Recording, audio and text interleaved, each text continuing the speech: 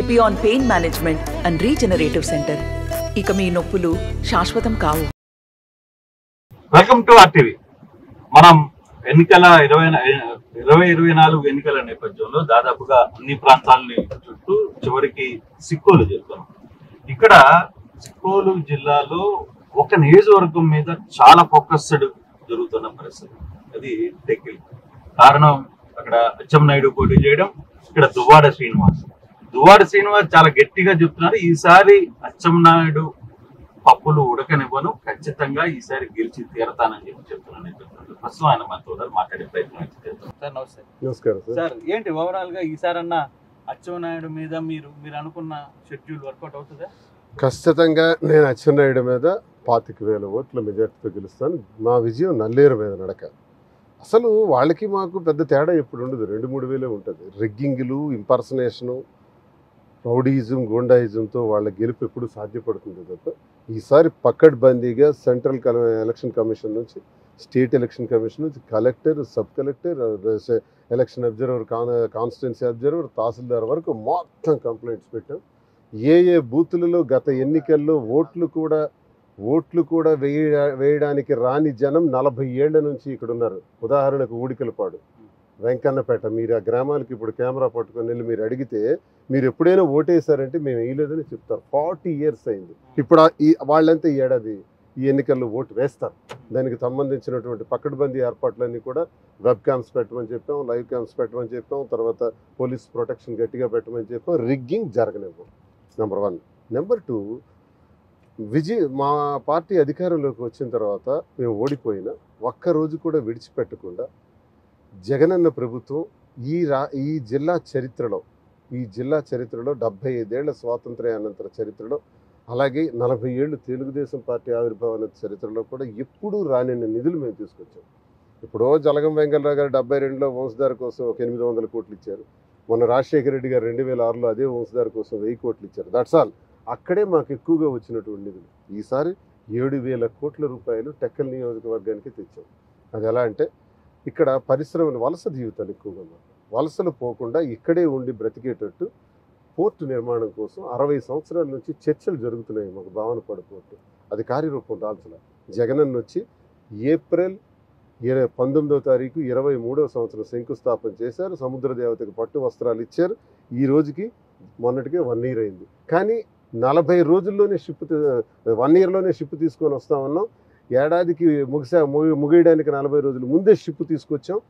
70% పని పూర్తయిపోయింది. 4-5 నెలల్లో పోర్టు జాతికి అంకితం చేస్తాం. దాని ద్వారా 20,000 ఉద్యోగాలు ఇక్కడ ఇవ్వగలుగుతున్నాం. అంటే వలసలకు పరిమితమైన శ్రీకాకుళం జిల్లాకి ఇతర ప్రాంతాల నుంచి, దేశాల నుంచి, ప్రపంచం నుంచి ఇక్కడికి వలసలు వచ్చే స్థితిని జగన్మోహన్ రెడ్డి గారు ఈరోజు క్రియేట్ చేశారు. 4,361 కోట్లు. కానీ ఇన్ని చేస్తున్నారు కదా మీరు, కానీ వరుసగా శ్రీనివాస్ అతని చేత ఓడిపోతున్నాడు. కానీ ఈసారి శ్రీనివాస్ ఏం చెప్తున్నాడు, ఇది 5వసారి డెఫినెట్ గా 25,000 మెజార్టీతో గెలవబోతున్నాడు. ఆ కాన్ఫిడెంట్ బిల్డప్ కావడానికి కారణాలు ఏంటి? ఎప్పుడు కూడా ఈ 40 ఏళ్లలో సుదీర్ఘకాలం వాళ్ళ ప్రభుత్వం అధికారంలో ఉంది, వాళ్ళ పార్టీ అధికారంలో ఉంది, టీడీపీ. రామారావు గారి దగ్గర నుంచి చూసుకుంటే 83 నుంచి ఎక్కువ కాలం వాళ్ళ అధికారాన్ని చూశారు. నేను కాంగ్రెస్ పార్టీకి చెందినవాడిని. మా అధికారం ఎప్పుడు చూసాం మేము? 2004లో చూసాం, అంతే. ఆ తక్కువ కాలంలో, ఆ తక్కువ స్పాన్లో మేము సరిగ్గా అందుకోలేకపోయినాం. ఇప్పుడు ప్రతిపక్ష పాత్రకే నా 25 సంవత్సరాల రాజకీయ జీవితంలో 17-18 సంవత్సరాలు ప్రతిపక్ష పాత్ర. వాళ్ళతోనే పోరాడాను, ఎర్రనాయుడుతోని, అచ్చెన్నాయుడుతోని. జీవితం అంతా కేసులు, జైల్లో కూడా ఉన్నాను. 1600 ముద్దాయిలతో ఉన్నాను, ఉద్యమం చేశాను, ఎన్నో బాధలు పడి వచ్చాం. ఈ రోజుకి నాకు కొన్ని కాన్ఫిడెన్స్ ఏంటంటే, నాకు ఒక మేధావి చెప్పాడు, భారతదేశానికి రాజకీయం నేర్పుతున్నాడు జగన్మోహన్ రెడ్డి అని. అంటే అడ్మినిస్ట్రేషన్ ఎలా ఉండాలి, ప్రభుత్వ పథకాలు ఎలా అందించాలి, గవర్నెన్స్ అంటే ఎలా ఉండాలి అన్నది నేర్పించారు వాలంటీర్ సిస్టమ్ ద్వారా. ఈరోజు పరిశీలించి చూస్తే ఎక్కడ అవినీతి లేదు. రాజకీయాలు, ప్రభుత్వ పథకాలు అందించడంలో ఎక్కడ లంచం 1 రూపాయి కూడా లేదు. ఇంత అద్భుతంగా పరిపాలించినటువంటి ఈ ప్రభుత్వానికి ఓటేయాలని ప్రజలందరూ అనుకుంటున్నారు ముక్తకంఠంతో. అదే కాకుండా నియోజకవర్గాన్ని ఇంత బ్రహ్మాండంగా అభివృద్ధి చేసాం. నేను ఏం చేశానన్నది నేను ఇప్పుడు చెప్పాను. 1600 కోట్లు సంక్షేమం కోసం ఇచ్చాం, 4360 కోట్లు పోర్టు కోసం ఇచ్చాం, ఆఫ్షోర్ రిజర్వాయర్ కోసం 856 కోట్లు ఇచ్చి ఈరోజు 7000 కోట్ల రూపాయలతో అభివృద్ధి చేశాం. నేను చెప్పినట్టుగా 40 ఏళ్లలో ఏం చేశారనేది అచ్చెన్నాయుడు చెప్పగలరా? ఎర్రన్నాయుడు కానీ, రామ్మోహన్ నాయుడు కానీ, అచ్చెన్నాయుడు కానీ ముగ్గురు కలిపి ఒక పరిశ్రమ తెచ్చారా? ఒక ఎకరాకి సాగునీరు అందించారా? ఎక్కడైనా ఒక ఉద్యోగం ఇవ్వడానికి ఏర్పాట్లు చేశారా? పెట్రోకెమికల్ ఫ్యాక్టరీ అన్నారు, మెగ్నీషియం ఫ్యాక్టరీ అన్నారు. ఏం చేశారండి? వాళ్ళు ఎలా గెలుస్తారు? కానీ అదే అచ్చెన్నాయుడు కావచ్చు, రామ్మోహన్ నాయుడు కావచ్చు, టెక్కిలి విషయంలో పర్టికులర్ గా దువ్వాడ విషయంలో వాళ్ళు చెప్పేది ఏంటంటే, దువ్వాడ ఈసారి మాకు గతంలో కంటే కూడా ఈసారి మేము దువ్వాడని అంచనాలో పెట్టుకోవడం లేదు. కారణం కూటమి ఉంది, అందరం కలిసి కొడుతున్నాం. ఈసారి మా జిల్లా నుంచి విజయకేతన ఒక్క సీటు కూడా రానివ్వం. వాళ్ళకి అంత దమ్ము సత్తా ఉంటే తెలుగుదేశం 40 సంవత్సరాల చరిత్ర, అలాగే 14 సంవత్సరాలు ముఖ్యమంత్రి పవన్ కళ్యాణ్ బూట్లు ఎందుకు, కాళ్ళు ఎందుకు బూట్లు పాలిష్ చేస్తాడు? పవన్ కళ్యాణ్ వెనకాల ఎందుకు తిరుగుతాడు సార్? గతి లేకనే పవన్ కళ్యాణ్ దగ్గరికి వెళ్ళాడు. ఇద్దరూ కలిసి కూడా జగన్మోహన్ రెడ్డిని ఓడించలేమని నిర్ధారణకు వచ్చి ఢిల్లీ పోయినారు. ఢిల్లీ పోయిన తర్వాత 1% 3% కిందకు పడిపోయి ఈరోజు నామరూపాలు లేకుండా, అడ్రస్ లేకుండా పార్టీ భూస్థాపితం అయిపోవటం ఖాయం. నీకు ఈ మాట నేను చెప్పలేదు సార్. జగన్మోహన్ రెడ్డిని నేను ఒక్కడినే ఎదుర్కోలేనని చంద్రబాబు నాయుడు చెప్పాడు. నేను ఒక్కడనే జగన్మోహన్ రెడ్డిని ఓడించలేను, వ్యతిరేక ఓటు చీలనివ్వనని పవన్ కళ్యాణ్ చెప్పాడు. నేను చెప్పిన మాటలు కాదు, వాళ్ళే ఓడించలేమన్నారు. ఓడించడానికి ఒక 50 సంవత్సరాల చిన్న పిల్లాడిని, యువకుడిని ఓడించడానికి, ఆయన శక్తి సామర్థ్యాలను ఎదుర్కోవడానికి ముగ్గురు ఒకటై ఈరోజు కొడుతుంటే ఎవరు బలవంతుడో ఆ ముగ్గురే చెప్తున్నారు, ఎవరు బలహీనలో ఆ ముగ్గురే చెప్తున్నారు. దీనికి పెద్ద చర్చించవలసినటువంటి అవసరం లేదు. కానీ ఈసారి కానీ శ్రీనివాస్ గాని గెలవలేకపోతే అసలుకి దువ్వాడ టెక్కిలి వదిలి వెళ్ళిపోవాల్సిందేగా శ్రీనివాస్. నేనైతే ఒకటి నిర్ణయం తీసుకున్నాను సార్. ఇప్పుడు ఉండటం, ఊరు వదిలి వెళ్ళిపోవటం ఇవన్నీ పక్కన పెడితే 17 సంవత్సరాలు అపోజిషన్ చేసిన వాళ్ళు, ఈ ఎర్రన్నాయుడు, అచ్చెన్నాయుడు, వీళ్ళు నా ఇంటర్కి కూడా పేకలేరు.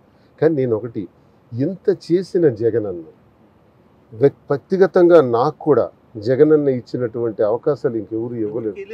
భగవంతుడు కూడా తను సృష్టించినటువంటి సృష్టిలో ఈ ఒక మనిషికి భగవంతుడిని చేసాడో లేదో నాకు తెలియదు. జగనన్నకి నాకే రక్త సంబంధమా, ఏ జన్మలో కలిసి పుట్టామా ఏంటో నాకు తెలియదు.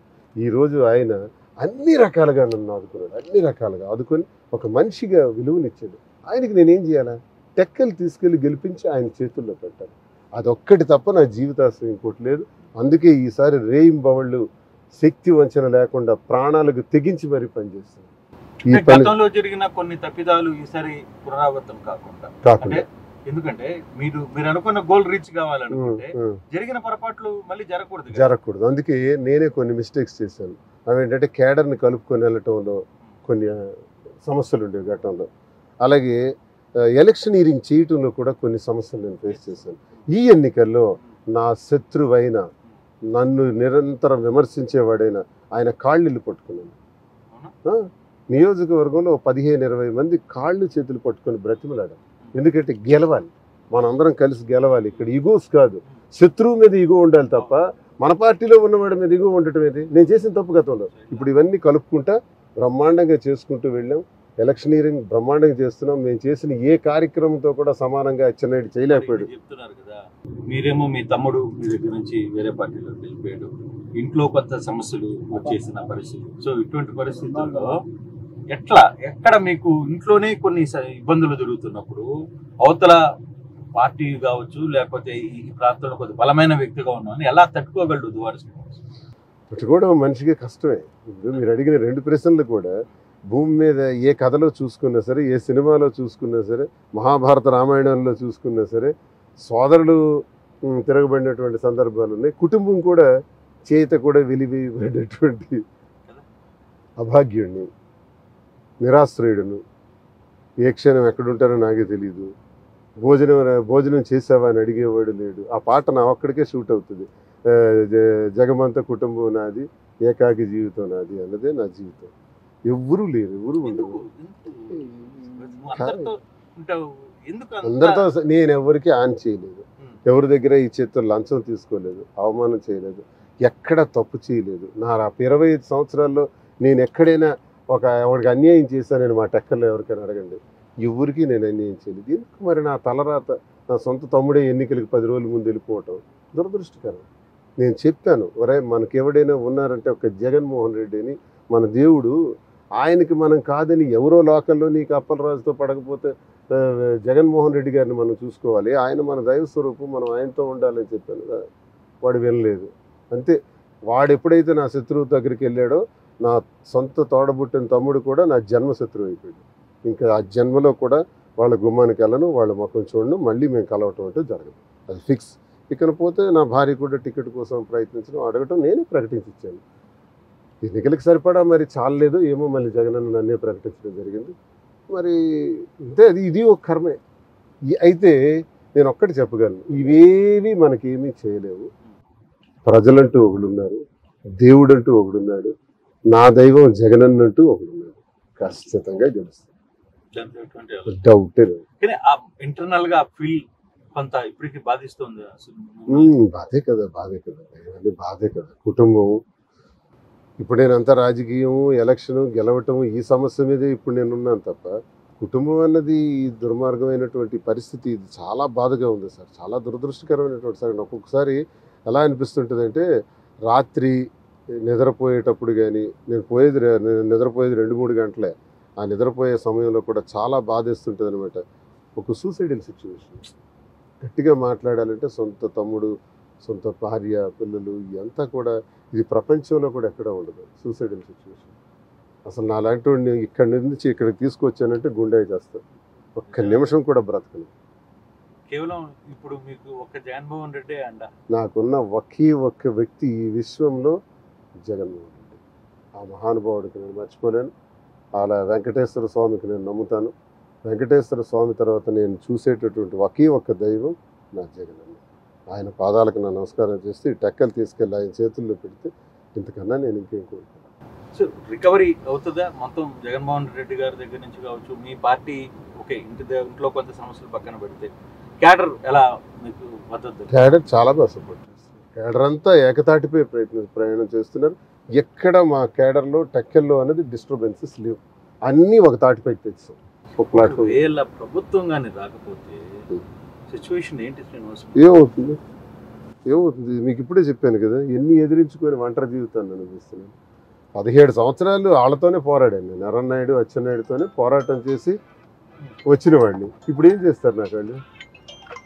నన్ను ఏమీ చేయలేరు. నన్ను కానీ, నా కార్యకర్తలు కానీ, నా పార్టీని కానీ వెంట్రుకు కూడా పీకలేరు. నా శక్తి వేరే, నేను దేనికి ఖాతరు చేయను. నా బరితెగింపు చాలా తీవ్రంగా ఉంటుంది. ఏం చేస్తారు? అల్టిమేట్లీ చంపేస్తారు, అంతే కదా. దమ్ముంటే చంపుకొని నేనేం ఖాతరు చేయను.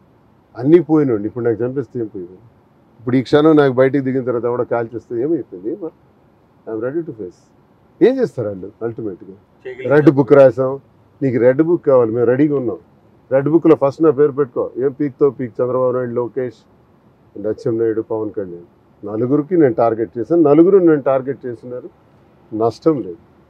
దేనికైనా జగన్మోహన్ రెడ్డికి హ్యూమన్ బాంబులా ప్రిపేర్ అయిపోతాను. నేను ఏమైనా బ్రతికుంటే ఆయనకు రక్షణ కవచంలాగా ఉంటాను, అంతే. ఈ పోరులో పోయినా పర్వాలేదు. గవర్నమెంట్ ఉంటుందా పోతుందా ఇవన్నీ మనకి ఇమ్మెటీరియల్. దైవది సార్ అంటారు, నేను మంచి చేశానని నమ్మితే ఆ దేవుడు ఆశీర్వదిస్తే మళ్ళీ ముఖ్యమంత్రిని అవుతా, మంచి చేస్తా, అంతే. ఏముంటుందండి భూమి మీద? కష్టపడుతున్నాం, మంచి చేయాలని చూస్తున్నాం. రాజకీయం అన్నది జయాపజయాలన్నది దైవాదేనం. మన ప్రయత్నం గట్టిగా చేస్తున్నాం. నా ప్రయత్నంలో నాకు స్పష్టంగా కనబడుతుంది, ఈసారి 25,000 ఓట్ల మెజార్టీతో గెలుస్తాను. మంచి చేశాడు జగనన్న, మంచి చేసిన జగనన్నని మళ్ళీ ఎన్నుకోవాలని జనం చూస్తున్నారు. అదొకటే మమ్మల్ని గెలిపిస్తుంది. అందుకే మా గెలుపు నల్లేరు మీద నడక. ఎక్కడికి ఏం చేయాలి అని అనుకుంటే సార్ శ్రీనివాస్కి ఏమన్నా రూట్ మ్యాప్ ఉందా? శ్రీనివాస్ దగ్గర ఇది చేయాలి, ఇది చేయకూడదు, లేదు ఈసారి టెక్కలికి తన మార్కును చూపించాలి గెలిచి. టెక్కలికి నిరుద్యోగ సమస్య తీర్చడానికి పోర్టు ద్వారా నేను ప్లాన్ చేసుకున్నాను. మా నియోజకవర్గంలో ఉండే ప్రతి గృహంలో ఉండే ప్రతి నిరుద్యోగికి ఉద్యోగం ఇప్పిస్తా. ఇంకా పరిశ్రమలు చాలా రాబోతున్నాయి పోర్టుకు అనుసంధానంగా. తద్వారా ఈ జిల్లాలోని, ఈ ఉత్తరాంధ్రలో కూడా నిరుద్యోగ సమస్య తీరుతుంది. అది నాకు ఒక సంతృప్తి. 2, వంశధార ఎడమ కాలువ ఉంది, దాన్ని మోడర్నైజేషన్ చేయాలన్నది నా కోరిక. అది 50 సంవత్సరాలుగా కాలువ మొత్తం పోయింది.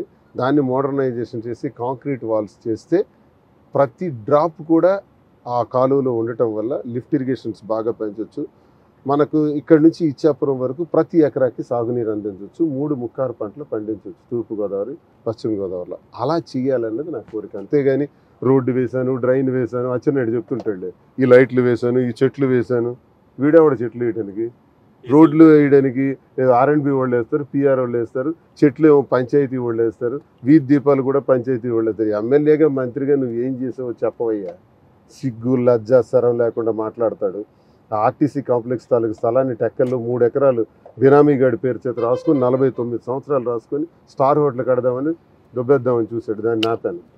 భావనపాడు పోర్టు పేరుతో 15 ఎకరాలు దానికి ల్యాండ్ బ్యాంక్ చేసి అందులో కొన్ని వేల ఎకరాలు కొట్టేద్దామని చూశాడు. దాన్ని ఆపాను. ఈరోజు 1250 ఎకరాల్లో మేము మూలపేట పోర్టు కడుతున్నాం. 15,000 ఎకరాలు ఎందుకు? మోసం, దగ, లంచం నాయుడు. అచ్చెన్నాయుడు కాదు, లంచం నాయుడు. లంచం నాయుడు. ఈ లంచం నాయుడు మాకొద్దు. ఇదే ఇప్పుడు ప్రజలందరూ కోరుకుంటున్నారు. అయినా నేను ఒకటి అంటాను సార్, అచ్చెన్నాయుడికి నామినేషన్ వేసే అర్హత లేదు, పోటీ చేసే అర్హత లేదు, ఓట్లు అడిగే అర్హత కూడా లేదు. ఎందుకంటే ఒకటి, ఒక మంచి పని చేసాడు అనేది నాలా చెప్పలేడు. మేము ఓడిపోయి ఇన్ని చేసాం, గెలిస్తే ఇంకా చేస్తాం. 2 నియోజకవర్గంలో 5 ఏళ్ల నుంచి కనపడలేదు. ఎక్కడున్నాడో కూడా తెలియదు 5 ఏళ్లలో. చెప్పమనండి. ఎందుకు ఎక్కడికి పోయి కరోనా టైంలో ఒక పేషెంట్ దగ్గరికి వెళ్ళి ఒక బియ్యం ప్యాక్, ఒక ఆహారం పొట్లమో, ఒక ఏదైనా వంట సరుకులు ఇచ్చానని చెప్పమనండి. కొన్ని వేల ప్యాకెట్లు మేము పంచాం. నువ్వు ఎక్కడున్నావు? కరోనాలో ఒక పేషెంట్ దగ్గరికి వెళ్ళినట్టు ఫోటో చూపించమనండి, లేదు.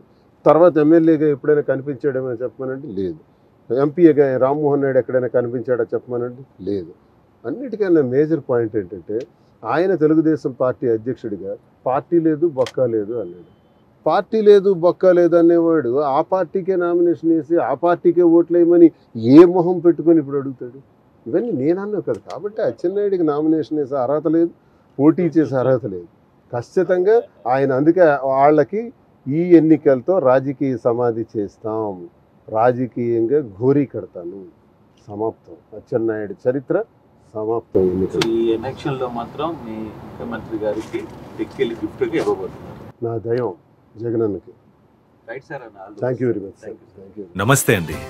ఇది వ్యాపారం గురించి కాదు, ఓటు గురించి. ఎన్నికల్లో ఓటు వేయడం మన హక్కు మాత్రమే కాదు, కర్తవ్యం. ఎంతో మంది మహా నేతలు శ్రమించి ప్రాణత్యాగం చేసి ఈ అవకాశాన్ని మనకిప్పించారు. అందరూ ఓటు వేద్దాం. ఎందుకంటే ఓటు హక్కు ఊరికే రాదు. నా ఓటు ఎవరికో తెలుసా?